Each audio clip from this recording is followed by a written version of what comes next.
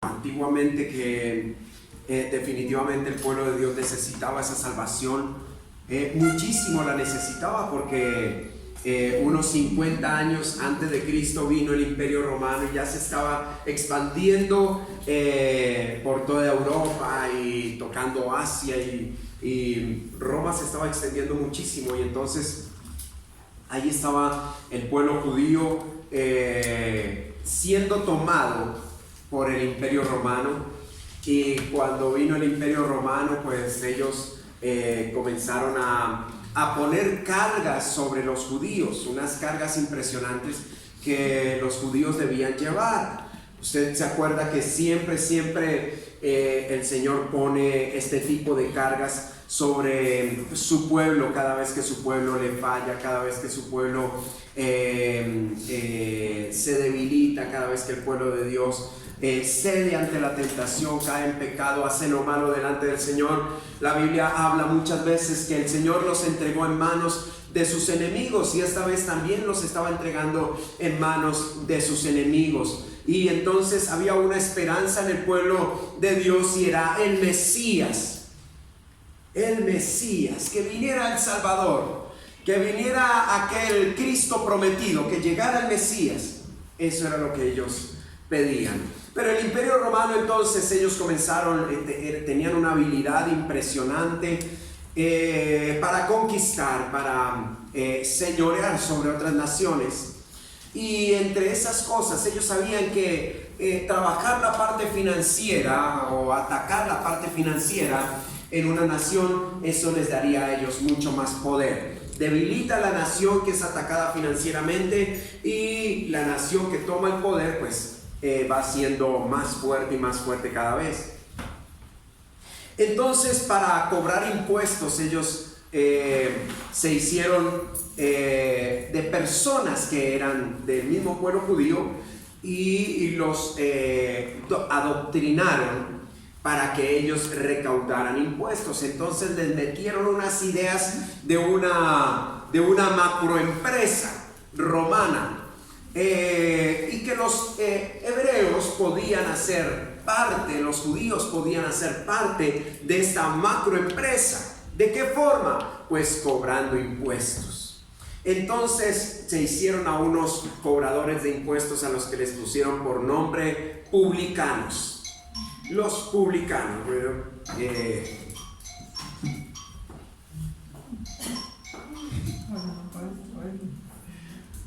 y entonces los publicanos, ellos cobraban impuestos, pero el impuesto que ellos cobraban era mucho más costoso que el impuesto aquí en Colombia. Estamos acostumbrados a que los impuestos en Colombia son costosos y nos quejamos, y entonces decimos, y hay manifestaciones por todo lado, y el uno pelea y el otro se pronuncia y el otro ofrece y el otro quita y el otro hace, y entonces que Colombia es un país donde, bueno, ciertamente se cobran muchos impuestos, pero el Imperio Romano puso sobre los judíos impuestos mucho más altos y mucho más difíciles de pagar. A veces hasta casi un 70% de los ingresos de estas personas eran tomadas como impuestos. Era una situación difícil. Entonces habían unos judíos que fueron adoctrinados y dijeron: ustedes pueden ser recaudadores de impuestos, les va a ir muy bien. Entonces ellos dijeron: listo, vamos a ser publicanos. Entonces ellos se encargaban de mirar los negocios, y eso iba por departamentos, por compañías. Vamos a mirar los negocios de este departamento, de este distrito.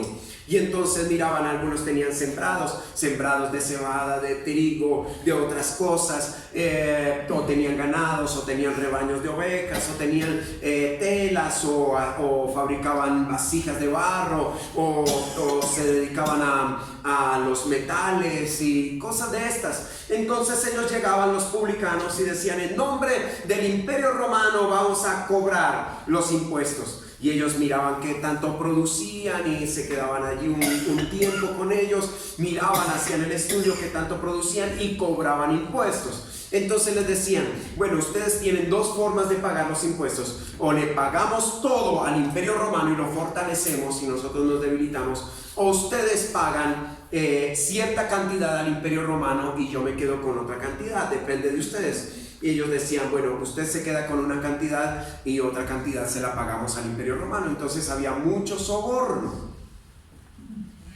Como raro, ¿no? Nunca hemos escuchado esa palabra por aquí. Soborno. Y había corrupción y había cosas feísimas que se movían entre los publicanos. Y no solamente eso, sino que los publicanos entonces se iban organizando por compañías. Entonces ya habían compañías de 50 publicanos. Para esos 50 publicanos entonces había un publicano que era el jefe de los publicanos y él ganaba por su comisión y también ganaba por su soborno y ganaba también por el soborno de toda su compañía. Imagínense cuánto podía ganar un publicano. ¿Cuántos aman los publicanos? Los amamos, amén, pero... Y estos publicanos entonces se iban llenando más y más y más y más sus bolsillos, sus haciendas, sus casas, sus propiedades, sus caballos. Todo iba siendo muchísimo, muchísimo más abundante. Los publicanos iban llenando de muchísimo dinero, iban siendo mucho más ricos. Entonces no solamente iban siendo publicanos, sino que apareció otra figura y eran los prestamistas. Entonces el publicano que tuviera más, que fuera jefe de publicanos, se podía hacer prestamista. Y entonces aparecía otra figura para los prestamistas, que eran como un banco, pero aparecía otra figura que era la usura. ¿Ustedes pensaron que el gota a gota eso apareció en Colombia? No, eso apareció en tiempos antiguos. La usura. Entonces cobraba más y más intereses y más intereses, y cuando la persona no podía pagar, entonces venían y quitaban las pertenencias de la persona, quitaban los hijos, quitaban la mujer de la persona que les debía y se enseñoreaban de todo eso, y cada vez su riqueza iba siendo mucho mayor.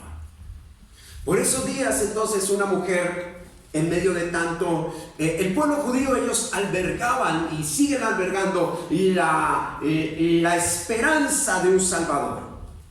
Eso lo albergaban, lo tenía en su corazón el pueblo judío. Y cada vez que oran frente al muro, ellos piden: Señor, envíanos el Cristo, el Mesías, el Salvador. Señor, lo necesitamos. Y oran con tanta vehemencia, con tanta fuerza. Es un clamor impresionante. Por eso es tan peligroso cuando venga el anticristo, que muchos de ellos van a ser engañados por el fervor que tienen para pedirlo. No lo han recibido todavía. Hay que predicarles, hay que sacarles a la luz. Isaías capítulo 53. Hay que sacarles a la luz quién vino y cumplió las promesas escritas por los profetas. Todo eso hay que decirles a ellos para que ellos también conozcan a Jesucristo.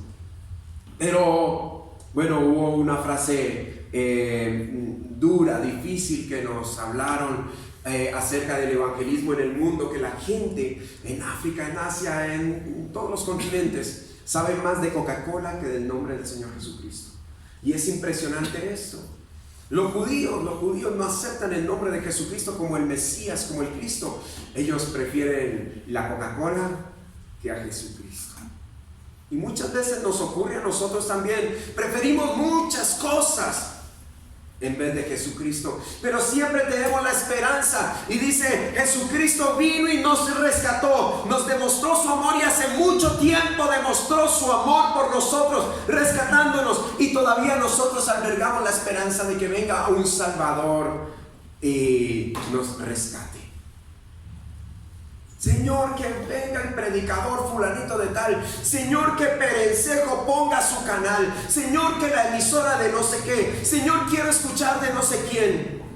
Y comenzamos a buscar salvadores cuando nuestro Salvador ya vino y nos rescató. El asunto es tenerlo en nuestro corazón y sentirlo y saber que Él nos rescató. El pueblo de Dios lo que hace es que tiene una esperanza, y en estos tiempos del Imperio Romano ellos tenían la esperanza. ¿Se acuerda que una vez hablamos de la esperanza que tuvieron allá en Egipto cuando vino la 10ª plaga y Moisés los guió, guiado por Dios? Moisés los guió a la celebración de la Pascua, y la sangre en los bordes de las puertas y todo, y que pasaba el ángel de la muerte y no podía tocar a los que tuvieran la sangre en las puertas y todo. Esto era era liberación, esto era salvación. La fiesta de la Pascua representa esto. Entonces, cada vez que los judíos celebran esto, ellos están albergando la esperanza de la salvación, la esperanza de la liberación. Entonces, en medio del Imperio Romano, cada vez que venía la fiesta de la Pascua, ellos la celebraban con una esperanza impresionante, con un deseo de que viniera la libertad, que viniera la seguridad del Señor, que viniera el Mesías, que todo este Imperio Romano ya no estuviera más. Y había una mujer que le nació un bebé, y sabe que nosotros podemos o bendecir o maldecir a nuestros hijos también por los nombres que les ponemos. Esos niños se ven bendecidos o se ven malditos por los nombres, porque es que cada vez nosotros vamos a tenerlos que llamar por su nombre. Por ejemplo, el nombre de Zaqueo. Ustedes se van a sorprender lo que significa el nombre de Zaqueo. Zaqueo significa inocente y puro. Inocente y puro. ¡Wow! Entonces cada vez que la mamá llamaba a Zaqueo le decía: inocente y puro, ven aquí.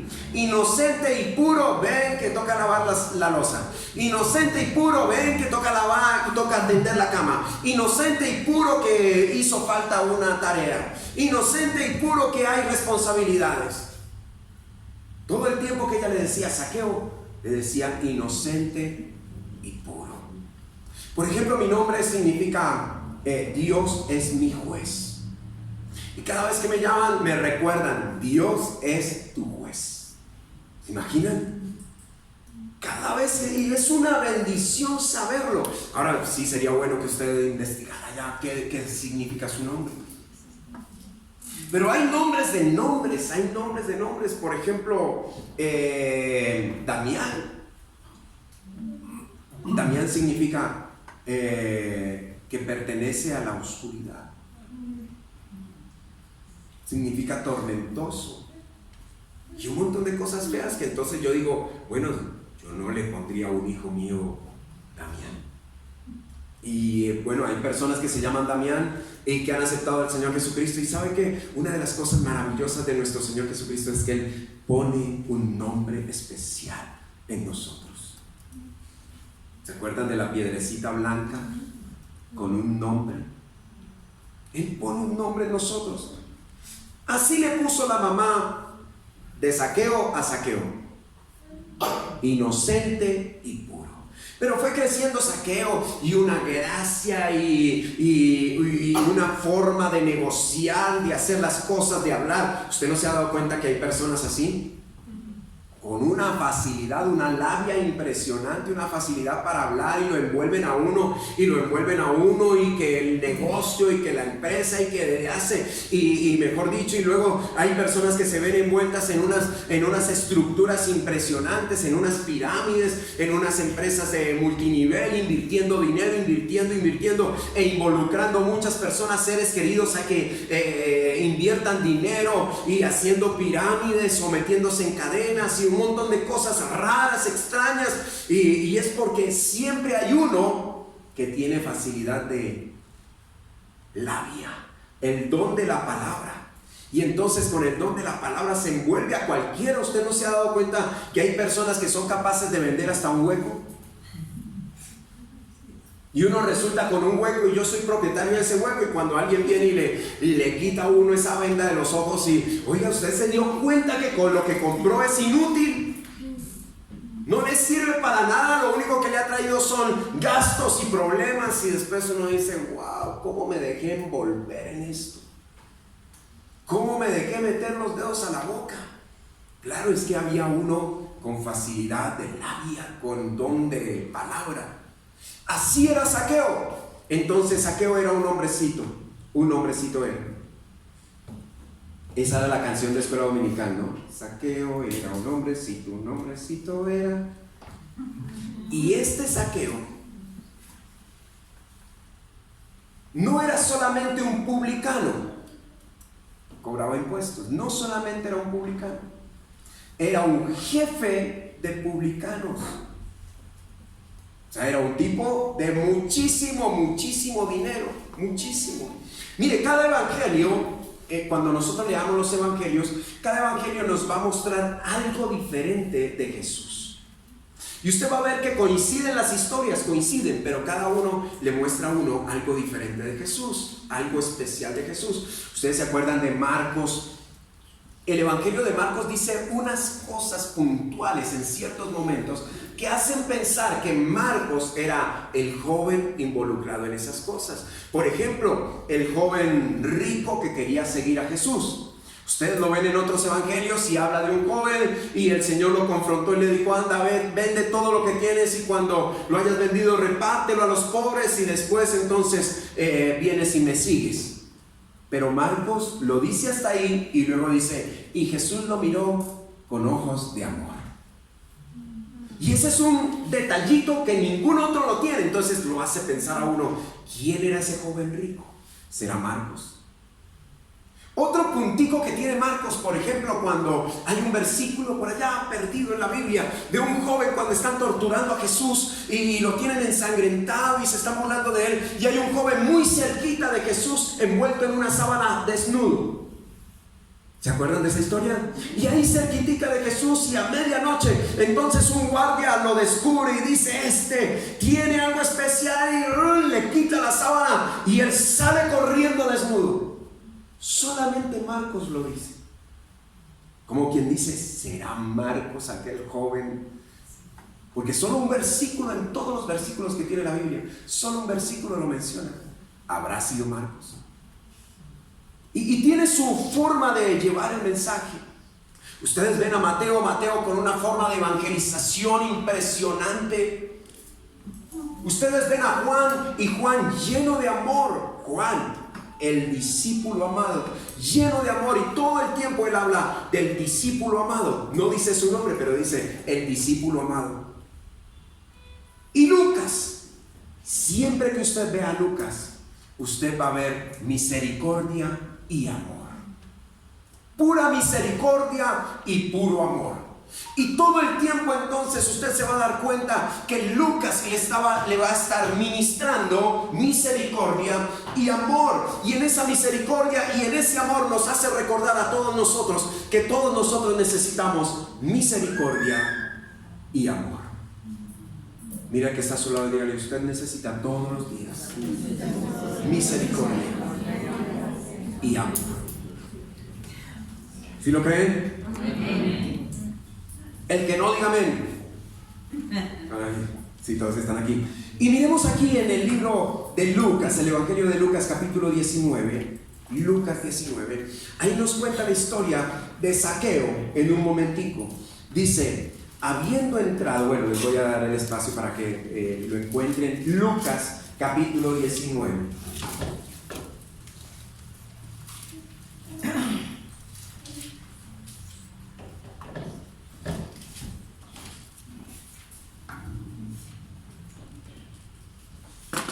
Ahora sí, dice Lucas capítulo 19, versículos 1 al 10.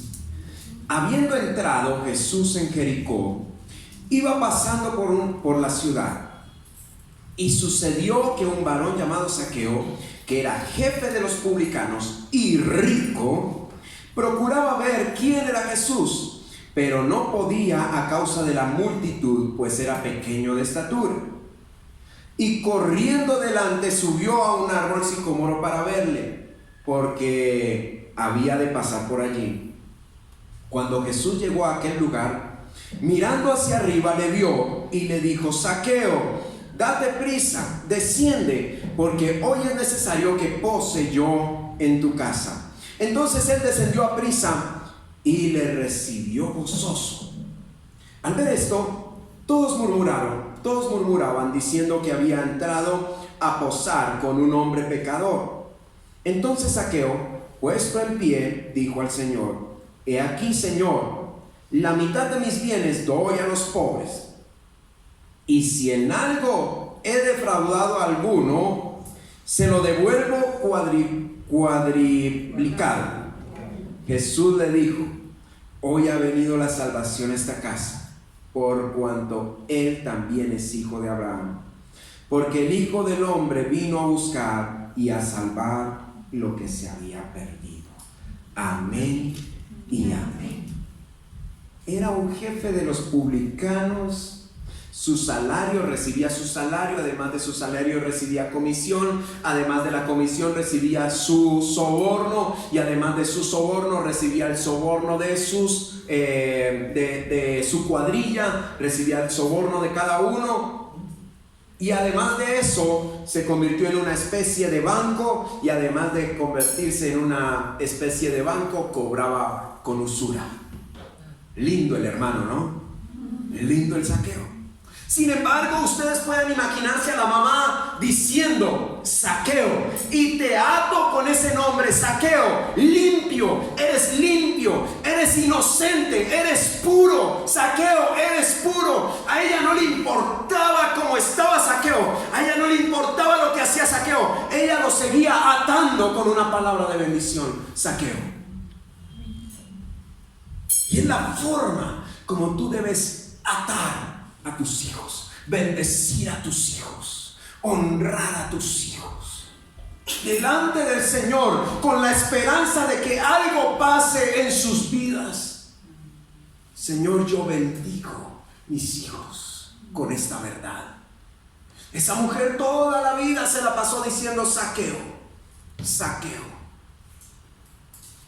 Y todo el mundo lo señalaba. ¿Saben? Una de las cosas terribles que hace el mundo es que el mundo invita a las personas a fallar, invita a las personas a pecar, a caminar errando al blanco, a desviarse de su propósito. Y luego que lo logra el mundo, Satanás logra que el cristiano desvíe su propósito, entonces lo señala y le dice: tú eres un pecador. Y así como lo señala, va al Padre y le dice: Padre, mira, tú diste a tu Hijo unigénito para que derramara toda su sangre por este fulano, y este fulano mira lo que está haciendo. Imagínense toda la condenación que Satanás está echando encima, invitando al Hijo de Dios a pecar, y luego que el cristiano peca, va y lo denuncia.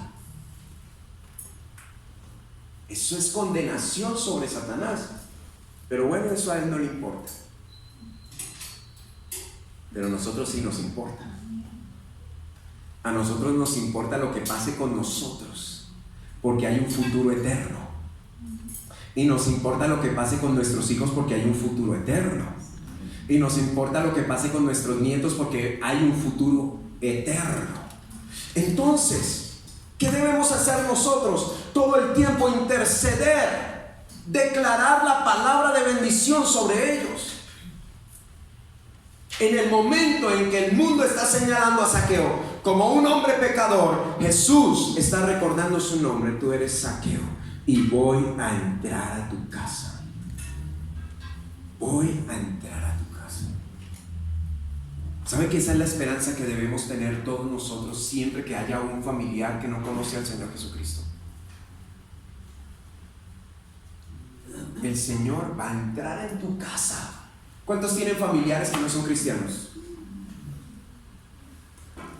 Mire, yo les he contado del último testimonio de mi familia, que teníamos un tío que era borracho, de esos que uno no quiere por allá, alejado. Déjenlo bien lejos, que no sea ejemplo para mi familia, que no sea ejemplo para mis hijos. Todos los tíos los tenían allá, lejos. Mis padres también, lejos, el tío borracho. Y el tío borracho con una esposa y con sus hijos, tenía como 7 hijos, o tiene como 7 hijos, 7, 8 hijos. Y él una vez le estaban así como hablando acerca del hogar y todo. Y él dijo: pero yo, ¿qué puedo decir si yo me casé borracho? Imagínense hasta donde llegó, borracho. Él no quería casarse, según él ahí en ese momento. No quería casarme, yo me casé borracho, yo no puedo decir nada del hogar.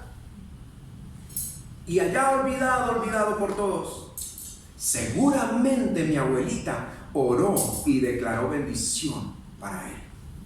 Seguramente, porque mi abuelita era una mujer de oración. Oraba 4, 5, 6 horas diarias. Se la pasaba en esas, ore y ore de madrugada, ore durante el día, ore en la noche, y ore. Cuando llegábamos nosotros de visita, allá nos ponía a orar, nos ponía a cantar, a verla cantar. Y era ore y ore. Seguramente ella oró por su hijo. Y mientras el mundo lo señalaba y Satanás lo señalaba como un pecador, ella declaraba palabra de bendición. Por eso dicen que el evangelio es para los locos, ¿no? Imagínense que cuando él se murió, entonces, bueno, pues toda la familia ir al entierro. Al entierro, pues que estaba una pastora ahí ministrando y estaban todos los hijos sentados en la primera silla y cada uno, y la esposa ahí también, y cada uno dando testimonio, y el pastor dando testimonio. Era el primero que llegaba a la iglesia, llegaba en bicicleta, barría la iglesia, limpiaba las sillas, esperaba a su familia. Todos llegaban temprano después de él, porque unos ministraban, otros cantaban, otros hacían, otros limpiaban, otros, y todos se movían en la iglesia. Después de que fue el borracho y su familia, nadie la quería. Ahora era el hombre de la iglesia, la familia de la iglesia, todos enamorados del Señor, todos hablando y dando testimonio. ¿Quién era el tío Eduardo? Y toda su familia delante de él, porque alguien decidió bendecirlo. Y todos tenemos un familiar que no es cristiano. Entonces todos decimos, bueno, es que yo no me meto con él porque es que, y más bien allá alejadito que es mejor. Pero cuando nosotros nos damos cuenta que hay una posibilidad bíblica de bendecir a nuestros seres queridos, hay una posibilidad bíblica de honrarlos en oración, entonces tenemos que movernos de esa manera y comenzar a bendecirlos, comenzar a orar por ellos. Yo no sé si es el peor caso, el caso perdido, pero aún así el Señor tiene misericordia de sus hijos. Amén. Lucas, recuerde que Lucas tiene esa característica: misericordia y perdón. Y aquí lo que estamos viendo en la historia de Zaqueo es que Zaqueo lo que recibió fue la misericordia del Señor y el perdón del Señor, tanto como para quererle devolver a todos los que había robado 4 veces y dar la mitad de sus bienes a los pobres. O sea, como quien dice, el milagro de la salvación es más costoso que toda la riqueza que he venido adquiriendo durante mi vida profesional. Es más bendito el regalo que el Maestro me está otorgando hoy, su perdón y su misericordia, que todo lo que yo he adquirido. Imagínense devolver a cada uno. ¿Cuánto robó? Y a cada uno devolverle 4 veces. Iba a quedar pobre. Pero a él eso no le importó. A él le importó fue el regalo de Dios. Entonces él estaba recibiendo sobornos, carruseles de la contratación, usura, robo, patrocinando políticos, militares y religiosos corruptos. Pero su nombre seguía siendo inocente y puro. Cuando entra Jesús a su casa, mire, cuando Jesús entra en nuestra casa, las cosas cambian. Lo primero que él hace es romper toda estructura. Usted se imagina que usted abre la puerta de su casa, usted es la casa, y usted abre la puerta y allá adentro, allá están murciélagos, ratones, hay odio, rencor, resentimiento, hay deseos de venganza, hay robo, hay mentira, hay adulterio, fornicación, hay un montón de cosas feas, hay puertas, lugares secretos, cuartos oscuros, pasadizos, escaleras, abismos, lugares vacíos, hay lugares llenos, hay de todo, hay dentro, aquí adentro. ¿Usted se acuerda lo que dice Jeremías del corazón, que es oscuro, que es tenebroso, que es terrible el corazón? ¿Quién conocerá el corazón del hombre? Solo el Señor, solo Dios. Y decía el salmista: Señor, ayúdame, perdóname, Señor, perdóname, me arrepiento en polvo y ceniza, hasta de los pecados que ni siquiera yo sé que tengo. ¿Se acuerdan? Que él decía: hasta de los pecados que me son ocultos. Y muchas veces nosotros conocemos nuestro pecado, pero no es oculto nuestro pecado, lo tenemos ahí quietecito. Señor, perdóname por esto, por esto, por esto, por esto no, porque lo voy a seguir practicando. Voy a seguir haciendo esto, Señor, pero perdóname por esto, por esto, por esto y por esto. Cuando el salmista tenía otra necesidad, cuando se habla de misericordia, la misericordia es algo que de verdaderamente necesitamos para continuar vivos. La misericordia del Señor, que es recibir lo que no merecemos, o más bien no recibir lo que merecemos. Misericordia. Si fuera por el pecado, por nuestro pecado, ¿cuántas cosas tendríamos que recibir? Si Deuteronomio capítulo 28 lo declara: maldiciones por la desobediencia. ¿Cuántas cosas tendríamos que recibir entonces? Si hay tantos recovecos en esta habitación, tantos pasillos, tantas escaleras, escondrijos, lugares vacíos, lugares tenebrosos, cuartos de San Alejo, hay tantas cosas allá adentro que ni siquiera yo conozco. Luego le digo: Señor, entra en mi casa. ¿Qué hace? Porque dice que permanentemente está golpeando la puerta del corazón. Si alguno oye mi voz y abre la puerta, yo entraré, cenaré con él y él conmigo. ¿Qué quiere hacer el Señor? Entrar. Lo primero que hizo el Señor en la vida de Zaqueo fue entrar a su casa. Yo no sé si alguien quiere levantar su mano y decir: Señor, entra en mi casa. ¿Sabe que entrar en la casa, que el Señor entre en la casa, eso significa misericordia? Solo por misericordia el Señor entraría en nuestras vidas. Solo por misericordia. Ahora sí, levante su mano y diga: Señor, entra en mi casa, entra en mi vida, entra en mi casa, Señor. Por misericordia, entra en mi casa, Señor. Ahora, hay tantas cosas allá adentro que lo segundo que Él comienza a hacer es redecorar. Él comienza a reinventar a su pueblo. Porque hay una frase por ahí rodando que es muy cierta: Él nos ama a nosotros profundamente. ¿Cuántos se sienten amados por el Señor? Amén. No. ¿Cuántos se sienten amados por el Señor? Amén. Ahora, que Él nos ame a nosotros así como nos encuentra, no significa que nos va a dejar de esa manera.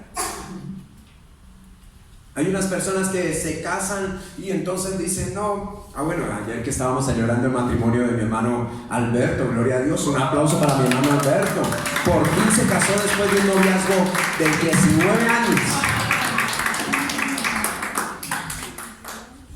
Pero los muchachos se casan y quieren seguir viviendo sus vidas como si estuvieran solteros. Y dice: es que me conoció así, es que no me va a cambiar ahora.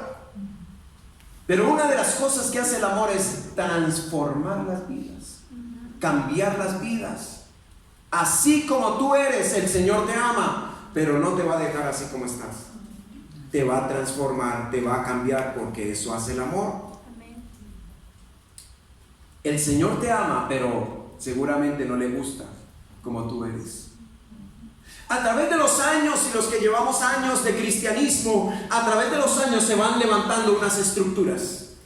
Yo soy cristiano a esta manera, y a esta forma, y este modo, y esto hago, y esto hacía, y esto que me dijo, y esto que no sé qué, y esto que, y la profecía, y comienza uno a levantarse unas estructuras. Lo tercero que el Señor hace es derribar las estructuras que hemos levantado en nuestras vidas. Eso que hay personas que dicen: no, es que yo recibí esto desde el principio y yo no voy a cambiar. ¿Usted no se ha dado cuenta que hay unos letreros que dicen: en esta casa somos católicos y no vamos a cambiar de religión porque mi mamá era católica, mi abuela era católica, mi comadre era católica, mi no sé qué era católica, y llegan hasta Cristóbal Colón y no sé qué? Y así hay cristianos. No voy a cambiar y no voy a cambiar porque yo soy así, así me ama el Señor. Y si usted no me ama, problema suyo. Un problema grave, porque allá un día vamos a vivir juntos. El Señor nos va a transformar a todos nosotros. Toda esa estructura tendrá que caer. Mira que está a su lado y dígale: toda esa estructura que usted ya se levantó tendrá que caer. Usted se imagina a esas naciones donde el hombre es macho, dominante, alfa, ¿sí? Pecho peludo, pluma blanca, que la esposa no cuenta para nada. Eso no pasa aquí, gracias a Dios, ¿no? Esta cultura no, esta cultura ya es civilizada, pero por allá en otras culturas donde la mujer pasa a un tercer, cuarto plano, y todas las mujercitas que nacen en la casa nacen para ese plano. Y el hombre entonces saca pecho y dice: y yo soy el que hago, yo soy el que digo, yo soy el que más grito, yo tengo la voz gruesa, cuando yo llegue todo el mundo tiembla. ¿Usted se imagina cuando el Señor comience a transformar esa vida? Porque esas son estructuras que nos dejaron los abuelos. Gente ya por allá de antaño, esa estructura está mandada a recoger. Mira que está a su lado, díganle: esa estructura de machismo está mandada a recoger. Y la estructura del feminismo, eso también nació por allá en los años de UPA, en un incendio por allá en una fábrica en Estados Unidos. Y el movimiento femenino de ahora en adelante y no sé qué. Y después entonces las mujeres comenzaron a tomar una fuerza impresionante y desordenar la sociedad y mejor dicho, y entonces ese movimiento feminista también está mandado a recoger. ¿Cuántos dicen amén? Amén. Eso, amén, gracias. Porque aquí el Señor comienza a destruir, a derribar toda estructura. El asunto es que muchas veces amamos más nuestra estructura que la presencia de Dios en nuestras vidas. Señor, si vas a transformar esto que yo he construido, que construyeron mis padres, que construyeron mis abuelos aquí, si tú vas a llegar a derribar estructuras, entonces, Señor, de ladito, te atiendo en la puerta, con un tintico ahí en la puerta. Así hay muchos cristianos, tristemente así hay cristianos. Yo soy cristiano, ¿y qué tanto ha hecho el Señor en usted? No, nada. Nada, porque no lo he dejado, a mucho honor. Porque yo soy así, yo me muevo así, y allá en la iglesia predican es otra cosa. Y no, yo prefiero quedarme en la casa y ver el canal de televisión y ver el internet. Así hay muchos. El Señor lo que hace es derribar toda estructura. Cuando tú no dejas derribar la estructura, eso se llama orgullo. Y sabes que ese es el peor pecado que pueda haber una persona orgullosa. Cuando usted ve a una persona orgullosa, usted trate de alejarse. Está a ciertos niveles más arriba que nosotros, entonces no se puede tocar a una persona de orgullo. Eso fue lo que hizo que Satanás cayera del cielo como un rayo. Derribar la estructura. Pero fíjese que a Zaqueo no le importaba si le derribaban la estructura, si le dañaban el negocio, si perdía todo lo que tenía. A él lo que le importaba era la misericordia y el perdón del Señor Jesucristo en su casa. Y él valoró eso más que las riquezas que tenía. El perdón y la misericordia del Señor. Señor, entra en mi casa, entra en mi vida. Y yo le quiero decir al Señor todos los días: Señor, entra en mi casa, entra en mi vida, Señor. Rompe toda estructura que yo haya levantado, que otras personas hayan levantado en mi vida. Rompe todas estructuras. Hay unas estructuras que se levantan por las heridas. Otra cosa que comienza a hacer el Señor cuando visita nuestra casa es sanar nuestras heridas. ¿Sabe que cuando usted permanece herido, usted va a herir a otros? Su herida puede contaminar a otra persona. Si usted insiste en permanecer herido, con esos resentimientos, con ese odio, con eso que no lo paso, que aquí no lo paso, con eso que cuando lo vea le canto su tabla, ese tipo de cosas, si usted permanece con eso, va a herir a los que usted más quiere. Tarde o temprano, ese baldón se va a devolver. Hay una frase de una oración que dice: devuelve el baldón. Y uno dice así: devuelve el baldón, todo para allá, todo para allá. Y cuando es para acá, ¿qué hacemos?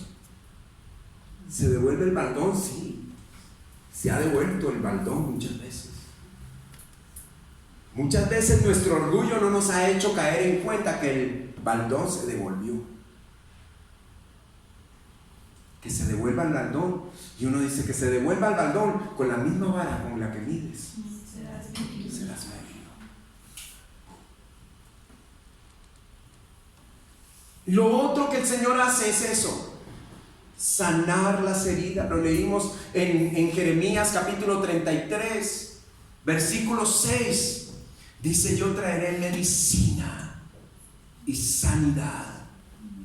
Medicina y sanidad. Cuando el Señor entra en la casa, entonces muchas veces nosotros decimos: bueno, es que ya lo tengo en mi corazón, lo recibí hace 49 años, entonces yo lo tengo en mi corazón, ya hice la oración de fe y ya el Señor escribió mi nombre en el libro de la vida.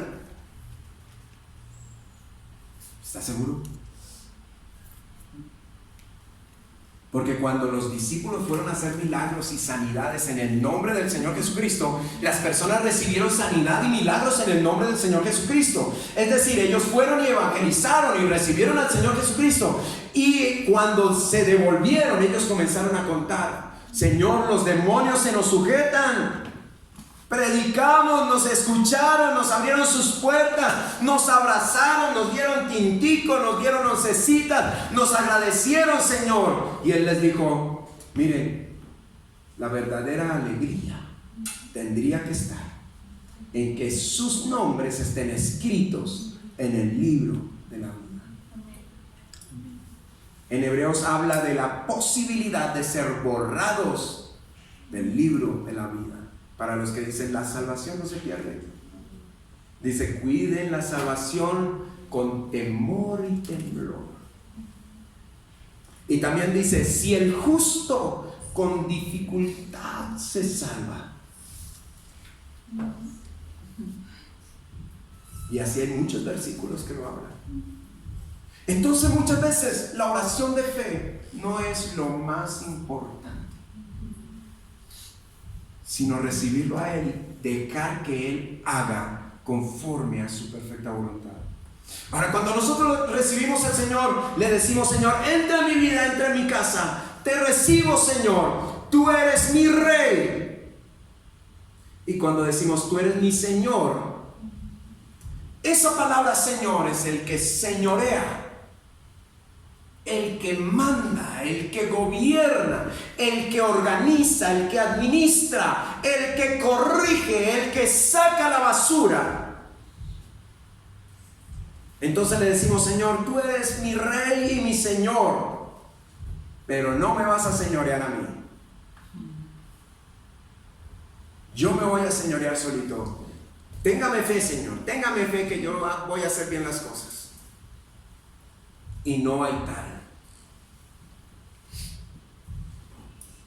Entonces, así como Zaqueo, que tuvo la necesidad impetuosa de recibir al Señor Jesucristo en su casa, así nosotros los cristianos deberíamos hacer.